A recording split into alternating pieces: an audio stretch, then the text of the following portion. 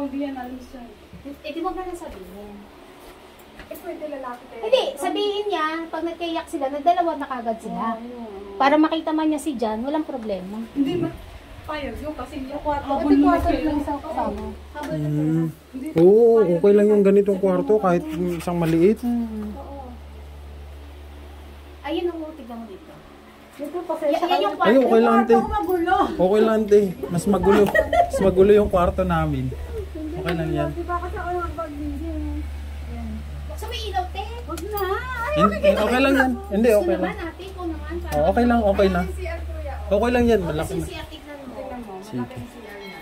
Ate, excuse, Laki pa ng ref. tignan lang niya yung CR. Malaki yung CR. Yun. Diba? Pwede, no? Oo. Andyan ang washing machine na nila eh. Kesa dito sa kabila. Malaki. Maluwag. Yung CR na ito yung Maluwag nga. Ate, hindi na bumababa dito sa kitchen mo. Hindi. Hindi na. Ano Pero na dati yun? ba bumabaha dyan? Dati. Hindi, nung minsan lang pumahaw na. Ah. Dati. Pero may nakatag lang doon. doon. Hindi na doon sa likod. Kailangan, tinatanggal ba nila yung saksak? Yung nang humihigo? Wala naman yata. Parang wala naman. Buka mo. Dati kasi tinatanggal din sa umaga eh, pag walang tao.